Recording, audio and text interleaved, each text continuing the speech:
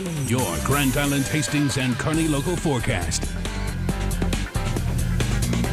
Just a few fair weather clouds here on our Grand Island sky cam right now. We do see just a few of those cumulus clouds. It's not a bad day outside either. We've got a few showers off towards our south in Kansas and one or two trying to sneak their way here into Nebraska, but it's not really going to be all that widespread. As we take a look at the current temperatures here around the Tri-Cities, we are a good bit cooler than where we were just a week ago, or really just a couple of days ago. The humidity is still out there a little bit. Heat index values in the mid to upper 80s right now, low 80s for the temperatures across the area. Winds are starting to shift out of the south as we saw some more northerly winds over the past couple of days. It's starting to shift out of south, which will bring us some more warm air over the next couple of days. Your evening planner, I've popped in just about a 20% chance of rain, mostly just here for the Tri-Cities and points south. There's just a few showers that are starting to develop.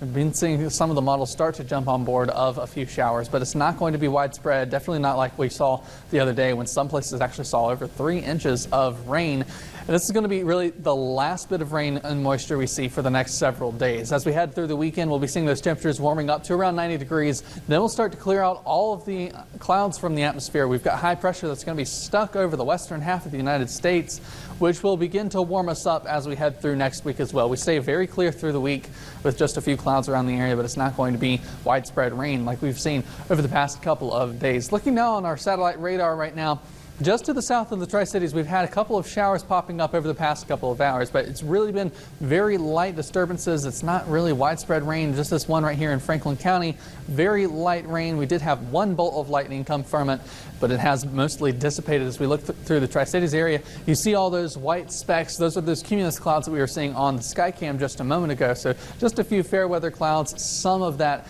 as you see this wave come through, that's basically what sparked off that last thunderstorm, but it's not really going to be widespread around the area. So fairly clear across the state today, just a few of those cumulus clouds. Pretty nice day, and that's going to be the story over the next several days as well. We see these winds sort of taking that clockwise turn around the state. That's that high pressure. It's off towards the northeast of us. That's the surface high pressure, but there is an upper level high pressure as well. We'll get to that in just a moment, but temperatures across the state today, very comfortable, mostly in the 80s. Off towards the Panhandle in the west, they are a little bit warmer there, around 90 degrees in Sydney and 91 for Scotts Bluff.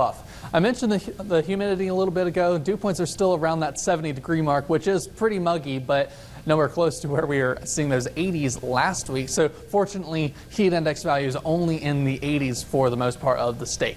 Now in the upper levels, this is the jet stream across the United States. We've got a high pressure, a very thick high pressure out towards our west. So this is much warmer than normal in the upper levels. We don't normally see this deep of a high pressure ridge, but that's really pushing the jet stream off towards the north, keeping us sunny and warm. That's the good news for us, but we are going to be seeing the chance of rain over the next week or so very low.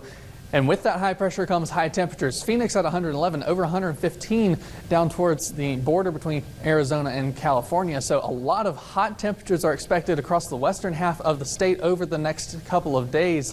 Here in the Tri-Cities, though, near term, we will see those brief showers possible through the Tri-Cities area. But as we head into tomorrow and into the weekend, we're not going to really be seeing a whole lot in the way of rain. Just another very small chance for a few brief showers. But then we start that warming trend and we start to dry things out, Sarah. All right.